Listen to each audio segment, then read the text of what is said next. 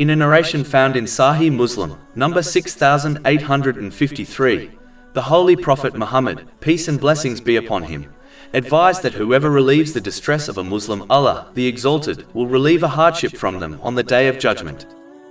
This shows that a Muslim is treated by Allah, the Exalted, in the same way they act. There are many examples of this within the teachings of Islam.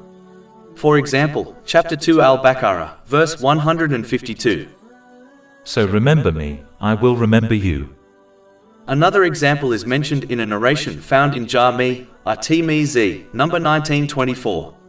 The Holy Prophet Muhammad, peace and blessings be upon him, advised that the one who shows mercy to others will receive mercy from Allah, the Exalted. A distress is anything which causes someone to fall into anxiety and difficulty.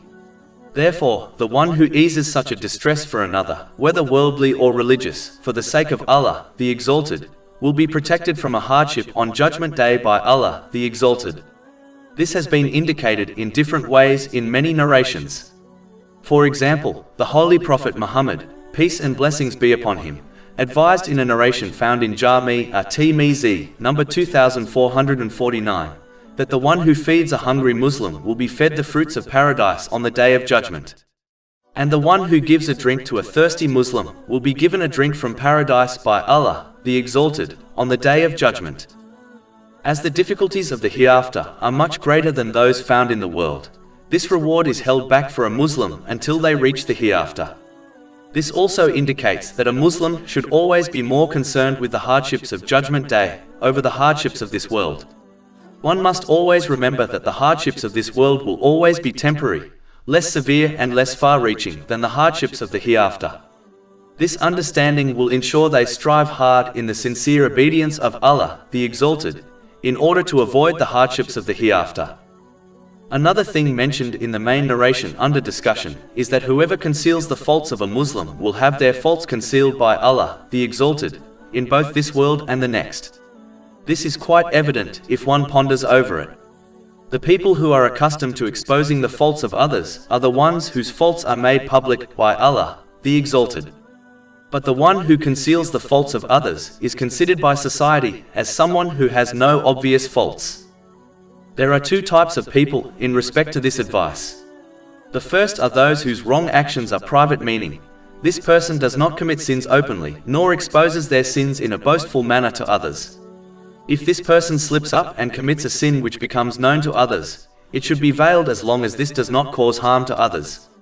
Chapter 24 An-Nur, verse 19. Indeed, those who like that immorality should be spread or publicized among those who have believed will have a painful punishment in this world and the hereafter.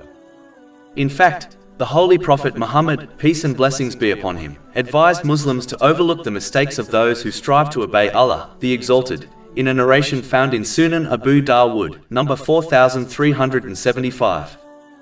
The second type of person is the wicked one who commits sins openly, and does not care about people finding out about them.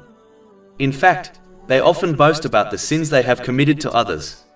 As they inspire others to act in an evil way, exposing their faults in order to warn others does not contradict this narration.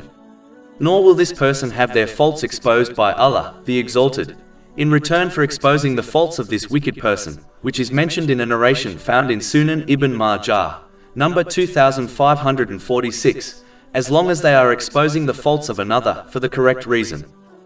It is important to act on this part of the main narration under discussion, as the humiliation of being exposed on Judgment Day, in front of the entire creation, is beyond imagination. So a person should not fool themselves into believing that as being exposed in this world is bearable for them, they will also be able to bear being exposed on Judgment Day. The next thing mentioned in the main narration under discussion is that Allah, the Exalted, will continue helping a Muslim as long as they are helping others. A Muslim must understand that when they strive for something or are aided by another person to complete a particular task, the outcome may be successful or end in failure. But when Allah, the Exalted, helps someone with anything, a successful outcome is guaranteed. It is important to note that this divine aid is obtained when one aids others in both religious and lawful worldly matters. In addition, a Muslim must help others for the sake of Allah, the Exalted, if they desire this reward. This means they should not expect, hope, nor ask for any signs of gratitude from who they are aiding. Muslims should therefore, for their own sake, strive to help others in all good things, so that they receive the help of Allah, the Exalted, in both worlds.